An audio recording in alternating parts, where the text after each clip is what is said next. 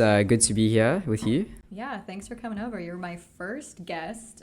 Just heads up, we got an apartment in Amsterdam. Nice. Here. God, we've been here 2 months now for work. And Wow. you're the first guest here. And the sun is shining. Well, Yeah. it was, and then it wasn't, and now it is. Goes through stages. So, Yeah. yeah. So, welcome to the Netherlands. Thank you very much. So tell me about your... We got some Sorry. background fans there. We got some Ewoks that are not sure what to do. Yeah. So how... There we go. Oh, he's so sad. Yeah. He just wants to go on our laps. I know. So it's been a long journey, I'm sure, for both of us getting here. But from your side, how was the journey getting here? What did it look like? Wait, you're a Dutch citizen. You're half Dutch, half South African. So you have both passports? Is Yes. that right? Okay. Yes. You lucky bastard. Yeah. Oh my So God. I've been told.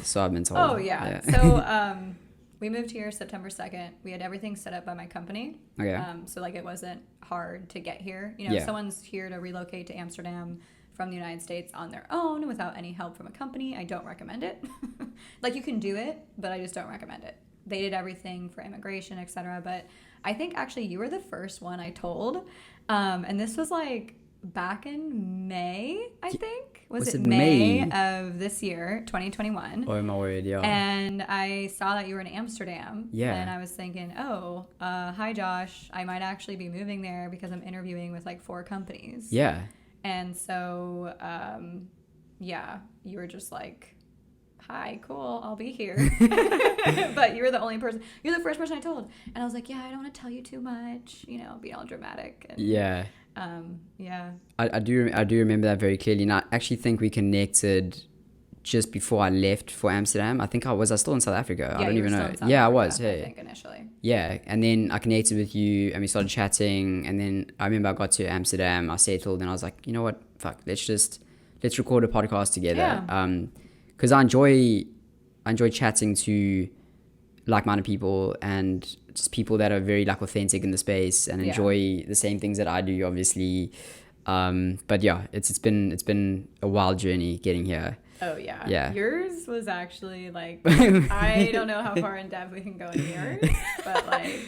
So I'll give the brief summary. So I just finished studying in South Africa, and I've always wanted to come over to Europe and explore and work here. So I decided. So COVID was the perfect time. COVID was the perfect time. COVID just was like the beacon of light going into this. No, quite the opposite. So I arrived in February and it was snowing. It was the coldest weather I've ever experienced in my life. I went from 30 degrees Celsius weather, so I don't know what that is. That's like 100 degrees in Fahrenheit maybe, to maybe -9 degrees, and it was nuts. And I was in this apartment with this creepy older guy who shall remain nameless, but shame. He bless him, he actually helped me out in the beginning and he gave me a place to stay, and I was pretty desperate in the beginning because there was not many places open, so I needed a place to stay. Welcome to Amsterdam, right? Yeah. There's like a shortage of housing. You can't do anything. And then it's important for people to know, I think, you have to register an address in order to like be in like the system and get all your paperwork set and all that. So you had to put up with this creepy guy that was nice at times. nice at times. But anyway, won't go too far into that story now. Maybe somewhere down the line we'll go into that. But he allowed me to use his address to get registered here.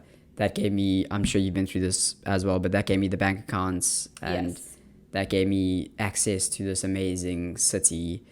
Did you get your your electronic digi through that as well? Okay. Yeah, so got all of that. There was like so for anybody who's listening who is thinking of moving over, I will basically tell you the process that you need to go through. It's arrive, register your address, right? Well, go to immigration. Okay, go to immigration if you don't have a passport. Yeah. Then register your address, get a bank account, get your D or Dickie D or however you say it. There's a lot of steps in between. There's a lot of steps. Like, yeah. Josh is very much sorry. So what else would you add in that mixture? I don't know. Maybe the fact that you can't. So you had to bring a ton of cash over. True. Because what they say is that, and like we got lucky. We had an immigration appointment our second day. So our second day of getting here. Yeah. This is like a 9-hour difference, right? We had a 10-hour flight. So the day after we get here, we're freaking zombies. Where are you from, by the way? We're from San Diego, There California. we go. Just adding context. So Southern California, just so people know. It's a long way. Yeah. It's a 10-hour flight, and then it's a 9-hour difference, right? So you're just like, you're totally jet lagged. Like, you have no idea what's going on, where you are. You're in a foreign country. Cool, I'm going to take, like, the subway, and it's probably going to take me, or the metro. It's going to take me 5 different ways until I get to where I need to go. Yeah. But we got an appointment, like, 2 days after. Thank God we did. But Taylor asked me a million times, and he goes, hey... He's probably going to be in the background, like, saying something, but... He's there somewhere. He's totally here listening. But what happened was, he goes, oh, do I need to, like, take a photo, you think? And I was like, nah, like, you don't have to take a photo, it's fine. So you get there, and they're like, okay, now we're going to take your photo. That's going to be on basically your 5-year passport Dutch card. This is going to be you for the next 5 years. Yeah. This expression is... Exactly. And you know, the worst part is that, like, I saw mine, I saw Taylor's. Mine is just horrendous. Taylor looks good. Like, I'm down with Taylor's picture. Yeah. Good stuff. So, hope he's hearing that somewhere there in the background. Hyping my husband up. Yeah, so it turned out okay for him. Yeah. He did like a smoldering look, and mine's just like oh great. Yeah. But anyways, no idea what we signed. We signed away our life to the Dutch government probably. But that's what happens. They have that appointment, and you have to get this. It's like a social security number in America, we call it. What's it called? A BSN number? Yeah. So you have to have this BSN number in order to even open a bank account, in order to even sign up to have a digital ID, which is a big thing in the Dutch government here. So you have to have that appointment first, get it, and then you go to your bank appointment, right? And then you do that. So don't do it before that, because why I'm saying that is because I was told that you could. So I originally... You were told you could get a bank account. So I walked into ING... the bank account and I just like sort of pranced my way in there, said, hey, I want to open up an account. This guy's like, sure, come sit down with me, can I have your BSN number? And I was like, what's a BSN number? And he literally looked at me and he just laughed and he said, if you don't have a BSN number, you cannot do anything here. So anyway, I'm just throwing that side story, but carry on. Anyone who wants to like relocate, get your BSN, go to immigration. There were some people that we met in our temporary housing. So our company put us up for 2 months in temporary housing. It sounds worse than it is. I feel like it wasn't a temporary, like... I know. Sorry, I've got really nice. I've got a very like... When we think of temporary housing in South Africa, we think of like the worst of like maybe like this structure with four walls and maybe a roof. No roof. And that's But anyway, carry on. So temporary housing. So I had a very I would say great experience relocating. So they put us in this really nice hotel. It's I can just say the name because I'm not there anymore. Yeah. So it was called the Wittenberg. And Wittenberg for Americans. And it was a nice hotel, and they put us there for 2 months. And like basically you're just finding a home there. You're going to your appointments to get your BSN, to go to the bank to set it up and everything. And you're getting all this stuff set up. And you're also like starting to work, right? So like I think I had 2 weeks before I started my new job, which was enough time to see around, see the sights. Well, more or less. Yeah. We have a lot to see still. So we'll work on that. But yeah, basically what I'm saying is that if a company like pays for it and does it, it makes it a whole lot easier because it's not like on your dime. It's being scheduled by someone else. That's amazing. So but anyways, like you have to have a BSN and there's other things. So we can get into that. But basically like relocating to Europe, just make sure you know and you have some type of support. So it seems there's two parallels because I feel like I came crashing into this country, like rolling around in the deserts, not knowing which way is up, and you guys had a very smooth landing, which is good. Yeah. So and you're still here, well for now, but still here and still here to tell the tale, which is pretty cool. But I mean, we connected through I guess the power of like meat-based diets and keto, carnivore, whatever you want to call it, animal-based. There's so many different names. I think we've decided meat-based is sort of a good a good way of fleshing out the intricacies of the diet without pigeonholing ourselves into, you have to be a carnivore or whatever. But we met, and prior to us meeting, I was pretty heavy on this idea that social media was very bad, and I think there's certain aspects of it that really I find still difficult within myself. But for the most part, meeting you and Taylor has been a great blessing in my life coming here. So that was awesome. But how did you come to your own journey on the meat-based diet, and how has it affected your life? And I was like, wow, this seems so formal. That was not scripted, by the way. That was just thrown out there. So I always there's so many different ways to go on a meat-based diet or carnivore or whatever. I'm probably in the thought, I'm the thinker in this. What am I trying to say? I'm the thinker that wants to ease into things, because I don't feel like going cold turkey one way or the other is the best way to get what you want, and it's going to be the worst way to maybe have it stick. I don't know.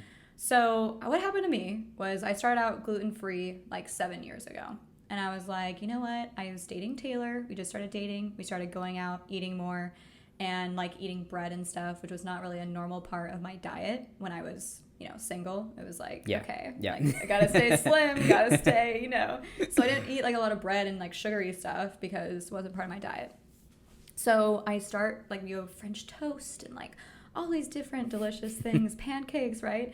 And I start feeling super sick, and I start getting these splitting migraines and headaches that I've never had. And at this point, I think I'm 23.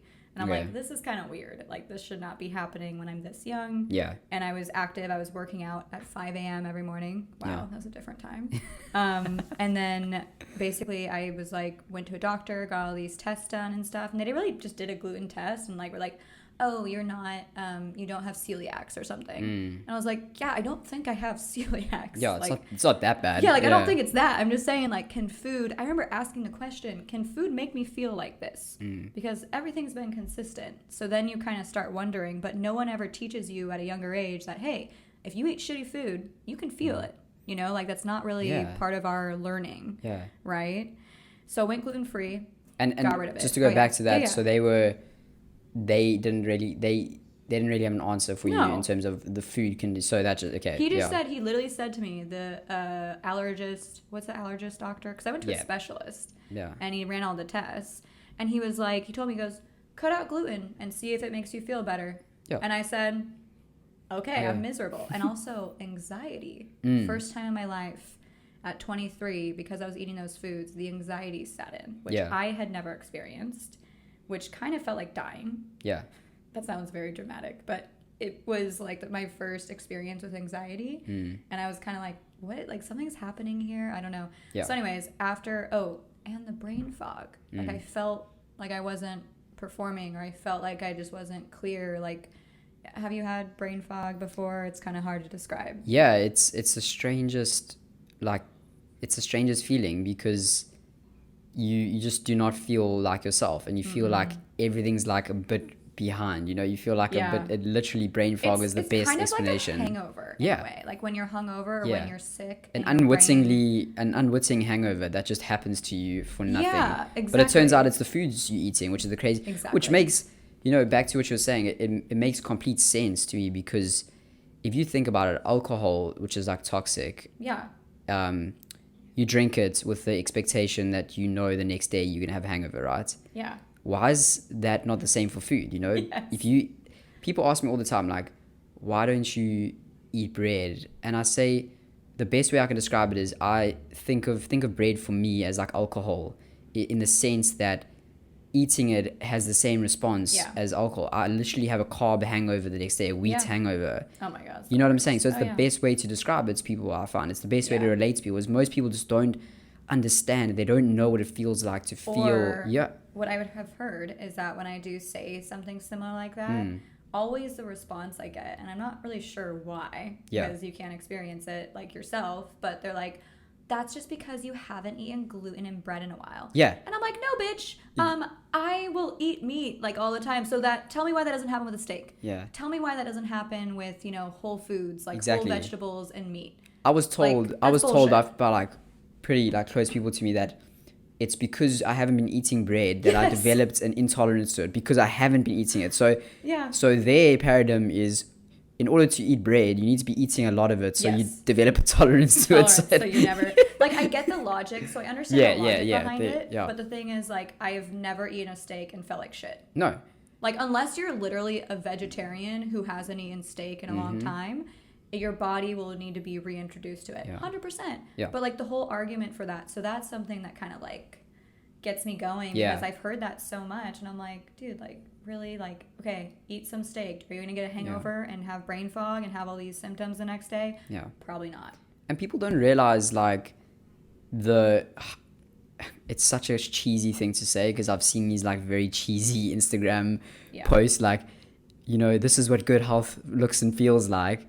But it literally is. It's like when you're eating good and you feel good, it's very hard to go back to feeling like shit. It's like seeing the light and knowing what it feels like. You want to get back to that place, and the only way for me, I mean, it might not be for everyone, and we can touch on this at various stages, but everyone is different. But for us at this time, we thrive on predominantly eating meat in our diet. You know? And that's through experience, which I think, and I will say, going back to, like, the first thing, cutting out the gluten, I felt so much better. So since I did that, I continued to not eat gluten up until today. Unless it was like deliberately eating something that was glutenful. Do you know what I mean? That's like your choice because you want to enjoy it in that moment, and it's like a special occasion. But what happened then, I was like, oh, fuck this. I never want to go back to eating gluten again because it felt so good. So then what happened was I was like, oh, later on, I think I mentioned this to you previously. I'll mention it on here as well. Like, we'll link it in the description. The stuff that, the stuff that we'll link another podcast video to describe this. But basically, like, so I went gluten free, and then, like, I ended up hurting my knee. And this was, like, during a time when I was working out a lot. I was running. I always say I was wearing Ultra. This is not like a dig on Ultra shoes, but like I was wearing 0 drop, like, Ultra running shoes. So, like, for most running shoes, there's a little bit of, like, this, right? Where, like, it's like, you know? And then for, like, Ultras, they're flat. Like, think of Converse, right? So I was running in those. I was, like, running in the day. And that was a choice. That was a choice to get the most natural feeling out of it. Okay. Yeah, and this was, like, Taylor kind of influenced me a little bit to get Ultra shoes. Like, because we were looking that up. And they were fine, but I was doing workouts in the morning. Like, I was doing HIIT, but not, like, more, like, body weight stuff. And then in the evening, I was running with Taylor. And we had just moved into, like, a new place together, and it was great, right? We loved it. One day, I'm doing some, like, stretch, just a normal thing, and I just hear my knee, and, like, I'm just like, holy like, literally the worst pain I ever felt. And I'm like, oh, my God, I just tore my meniscus, like, for sure. Like, I tore it, for sure. So I end up having a girls' night that night. It's a Friday. And worst time to tell you. Listen, I go out. I drink some tequila. Oh, there we go. There we go. And I freaking go out. And this is like 4 or 5 years ago. I would never do that now. And so I go out, and I'm like, you know what? Like, maybe it's fine. And I'm like stepping. I'm like, no, it's not fine. This is not fine. So I ice it when I get home, and then I remember waking up being like, holy shit, it's totally bruised, swollen. I'm like, I tore my motherfucking meniscus. Like, I was convinced something happened. Make an appointment for the doctor because it was really painful. Anyways, this followed a series of doctors, orthopedic surgeons, not finding anything, different, like, MRIs, you know, like, different ones where they would inject you with, like, metal or, like, the different light up fluid. Like, different specialized MRIs, right? And they'd be like, you know what, we didn't find anything. Finally, one of my doctors was like, you know what? I think you have some autoimmune shit going on. What the fuck is an autoimmune? I'm like, what does that mean? I was like, this is awful. What does this mean? But that's quite interesting that he brought up autoimmune, right? Because inflammation. He was like, nothing in your knee is showing me through these tests that it should be, nothing's pulled, nothing's torn. So the amount of pain, it was really bad. The amount of pain I was having, he's like, there must be some inflammation happening in your body, basically. So I'm like, okay. So he's like, I'm going to run a couple tests. You know, I'm not a specialist. I'm not a rheumatologist. I'm going to run a couple tests to see if then I can refer you to a rheumatologist. And I think, okay, cool. So the first one is this antibody nuclear antigen test. It's called an ANA. And that's like the initial test they'll do. There's also like a C-reactive to see if there's inflammation in your body. So there's a couple blood tests you can do. Yeah. So my ANA at that time was like 300 over, I think it was. Wow. Well, this is all like relative. I think it has to be close to like 50 to be normal. And mine was like 300, right? Yeah. I think. Anyways, if anyone knows about ANAs, if you get like a 300, they're like, oh, this is like like it's a sign that something's happening. But my C-reactive was normal for like the inflammation bit. So they're like, something might be happening. I don't really know. So it's like something specific. But C-reactive is like a general sort of inflammation. Yeah, in your body. Which is good that wasn't high. Yeah. Because that's when you should, but there was something specific. The ANA was positive and it was like tier 300 or something. So if you get an ANA positive, usually what'll happen is that means something autoimmune. This is what I've told. This is what I've been told. Yeah. Something autoimmune is a good time to say we're not experts and doctors. We're not experts on this. This is just this is firsthand, but almost feels like secondhand. Yeah. So then this like enters the whole slew of different specialists and like doctors. First time going through the medical system, trying to figure this out. Send me to one specialist. I went and got all of my they thought it was PCOS maybe, so they sent me to a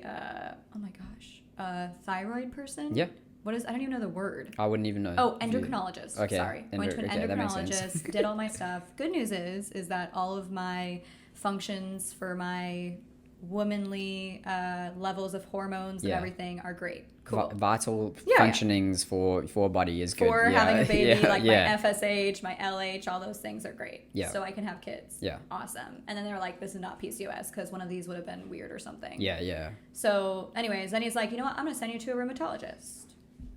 Okay, so what's a rheumatologist? I still don't know this fucking day. Like, I can't even tell you what it is, but basically I can tell you rheumatoid arthritis is... Well, yeah, so it's the rheumatoid... It's the arthritis that happens in like your bones, right? Or your joints. So for the rheumatoid person, it's like your whole body, but they focus on autoimmune things. Oh, okay. So like rheumatoid arthritis, like Michaela Peterson. Yes. That is an autoimmune disease. Yeah. Right? And autoimmune, just so if anybody that doesn't, it basically the general premise is your body's immune system attacks you. Yes. I just want to say, it's attacking yourself. It's literally that's the best way to describe it. Your body, your immune system doesn't know what's bad and what's good, so it just attacks everything in its path. Yeah.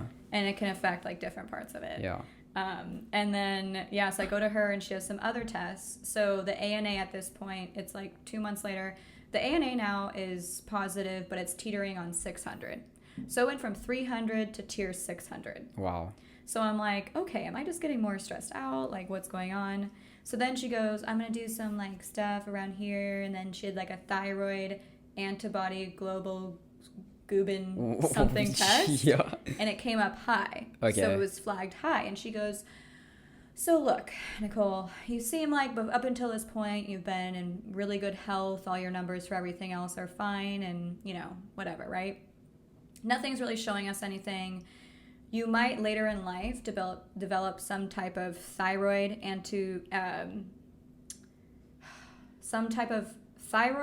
autoimmune response. Okay. However, your thyroid function is normal, so that's actually not going to affect it. So I'm like, she's basically telling me that at some point it will rear its head, but for now it's not affecting the actual function of things. Yeah.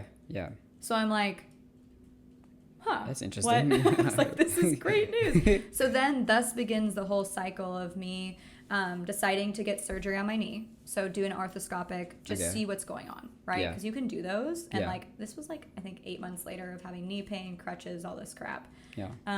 So I decided to do that. And they ended up finding like this little piece of plica. There's plica tissue in your knees. Okay. And it kind of is in between the different joints. Yeah. So what had happened is plica that was around my knee had been lodged in between my kneecap and my femur. Oh my word. So the excruciating pain was that there is a ligament being pulled and like just causing that pain. Yeah. So they removed it and kind of cleaned up my meniscus as is, even though nothing was torn. Yeah. That's like the important part. Yeah. And so then like that was fine. I recovered, had a great recovery, and that was fine.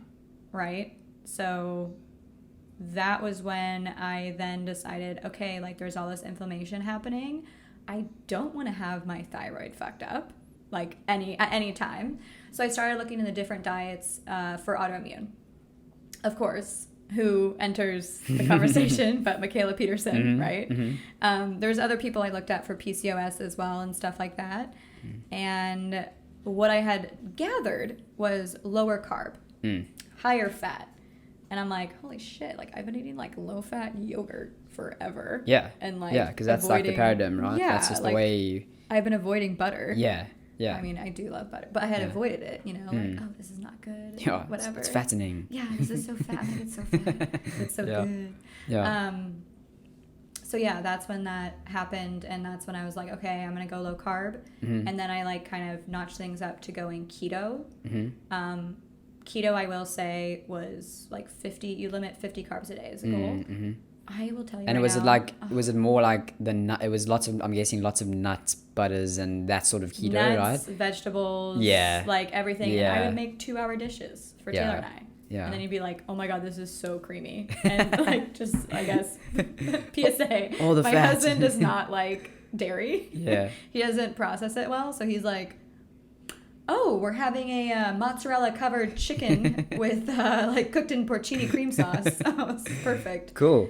Yeah. I'll just have the chicken. Yeah, exactly. So that didn't really last. I used to do these elaborate recipes like zoodles and like just anything you can imagine. We've all been like, there. Yeah. It's the keto journey. Yeah. And it's so extreme. And then I was like Yeah. looking at the app and I was like, oh no, I'm not at 25% this or like 30% fat or whatever. And like, I just remember like kind of feeling like the dieting that you do back in the day of calorie counting and wanting to be below a certain percent and obsessing over like the macro tracking. Yeah. Like yeah. I hate that. I think I've told you this. Yeah. What do you think about that? People that track?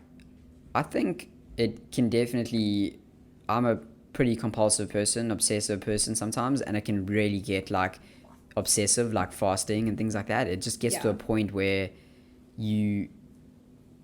it just gets so hard to live a sort of a good life without with having tracking yourself constantly. It doesn't, it's not very feasible unless you're really into that, which a lot of people are. If you look on Instagram, but does that mean that those people that are tracking like crazy, like I understand if you're starting a new diet, maybe you want to track to see what's in that. And I still sometimes do it, to be honest. I still sometimes like to just see where I'm at, and for reference, I'm not trying to lose weight at the moment. I've been like, my calorie intake is probably about 2,500. I aim for that much. So I went onto Ketogains, and this is even as a carnivore or meat-based person. I went into Ketogains, and they have this pretty cool calculator, which I'll link below in the description. But they basically, you put in what your goals are, and it tells you roughly how much calories you should be consuming. So mine is about 2,500 calories, and then that sounds like so much. It does sound like a lot, and it is a lot. But it's fat. Yeah, that's the thing. Yeah, and basically all that did for me was, it was nice because it just gave me a reference to sort of aim at. So I know how many steaks that is roughly, and I know how much butter that is, and I know. So it all it is it can be a really useful tool as a reference, but I wouldn't get obsessive about it, you know? You mean like for just learning and initially like getting into things? Or maybe one day I want to just put in a steak and be like, how much protein's actually in here? Yeah, it's pretty cool. And not that they're accurate at all. I don't think any like anything can know exactly how much you're eating. But I think when you're starting out, you know, on your meat-based journey, I think it is a good idea just to know how much you sort of roughly should be consuming, because I've found that I did undereat at stages. And then like my sort of, you know, I once read this thing with Kevin Stock. He's this like pretty influential guy in the keto carnivore community, but he said your body has different ways of telling you you're hungry or not. So if you're feeling a little bit anxious, or you're feeling a little bit, you could just be fucking hungry, but you are just so stressed that you don't know you want to eat. Your stomach's not talking to you. Your stomach's not letting you know that you need to be eating right now. So when I started carnivore again for the second time, maybe at a later stage I'll explain how I got to it the first time. But I started it the second time. I was sort of forcing myself a bit to eat, and it sounds pretty stiff, but it was my body's way of dealing, you know, with the sort of difficulty that I was going through. That's what I think, so to speak. I think so. And I was, you know, because I wasn't stuffing my face with shitty food, I was doing that with the carnivore food. But the beauty is that I did not put on weight to the extent that I was like obese. It made me full enough to not think about food for a long period of time. Yeah. So it did all of these like, it had all of these like auxiliary benefits to it, you know, where if you were trying to count calories, basically what I'm saying is if you were eating lots of carbs and you're trying to count calories, it would be very difficult to be in a stable state of mind, you know? Oh, yeah. Yeah. I definitely, because I think that a lot of people, like, the reason I bring this up is because I think there's some people that get really obsessed. And, like, you definitely, I can tell the people that are very obsessed with, like, what they're eating and stuff. And I think that it, like what we were saying, I think to an extent it will do more harm than good for what you actually want it to do, right? But I will say, like, you use in the beginning, you figure out, you know, what you need to eat or what you should. I've always just followed, I eat till I'm full. And then usually, like, always have, like, beef jerky in my bag, like, ready to go. Or, we call like, it biltong back home. Oh, yeah, biltong. Yeah, no, I always have that. Yeah, I thought it was blitlong. No, it's biltong, yeah. What am I saying then? There's a little bit of a, I must say, I prefer biltong. I find beef jerky a little bit too dry and a little bit too, like... What about, like, jerky sticks, though? Yeah, like the ones that but I like it a little bit... Dare I say the word moist? Moist? Yeah, like a little bit. Moist. There we go. I've said it.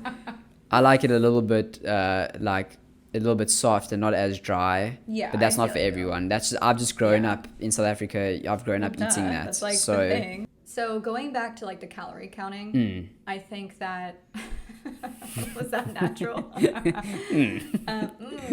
Yes, that.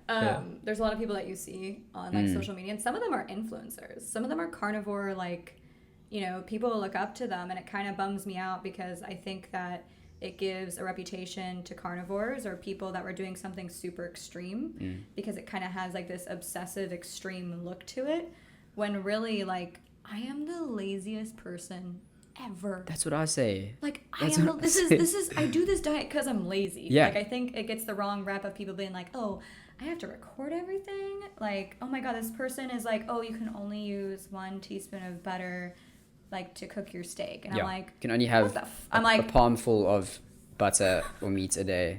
That's like, that's your ration. No, yeah. So I'm just saying, like, there's people out there that probably, like, give a bad rep to the carnivore community that it's just this really extreme things when, like, really there's people out there that are plant-based, right? Most of their diet is, like, plants, and then they probably supplement with other things. Yeah.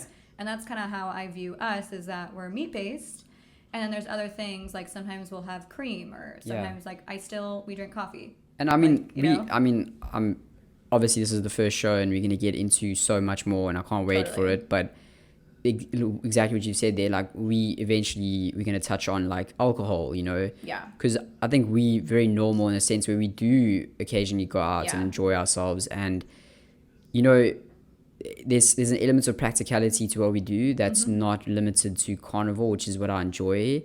And I think the more we can shed light on the fact that you can live, work, eat, sleep, have a relationship, have dogs, whatever, and be carnivore. You can move to Europe. You can move to fucking Europe and be carnivore.